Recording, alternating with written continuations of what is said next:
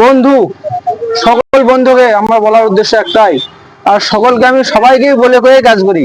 ঠিক আছে, আমি আজকে কন্ট্রোলের মাল পেয়েছিলাম, যে আমার আটা কিন্তু 2 প্যাকেট বেশি ছিল। সেই 2 প্যাকেট আটা আমি কি করবো, আমি তো কন্ট্রোলের আটা খেতে পারি না, তো গ্যাস গ্যাস লাগে, গরিব মানুষের পেট তো, ওই জন্য খেতে পারি না। তো আটাটা বিক্রি করতে গেলাম, একজন দেখলো, একটা ভদ্রলোক দেখবো যে কি নিয়ে যাচ্ছে আমার কন্ট্রোলের আটা, এই কি করবে, আমার বিক্রি করে দেবো। তা বলছি বিক্রি করলে কিন্তু তোমার জেল হবে।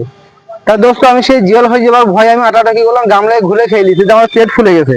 তা আমি আর না পাচ্ছি লড়তে, আর না পাচ্ছি কিছু করতে, কিন্তু টোটো চালাতেও পারছি না। তাহলে কি করতে হবে দোস্ত, তোমরা সবাই মিলে কমেন্টে একটু জানাবে যে আমি কি করলে আমার পেটটা একটু হালকা হবে। আর এমনিতেই জেল হবে বলছে, এমনিতেই তো মোটা চালের ভাত খেতে পারি না, গরিব মানুষের পেট সরু চালের ভাত খাই, তাহলে আবার জেলে গিয়ে কি করে মোটা চালের ভাত খাবো? এই সব চিন্তা টেনশন করে আমি কিন্তু ওই কন্ট্রোলে আটাটা গামলায় ঘুরে ভালো করে খেয়ে কিন্তু আমার পেট ফুলে গেছে। এটা একটু আমাকে কমেন্টে জানাবে যে কি করলে আমার পেটটা একটু কমবে।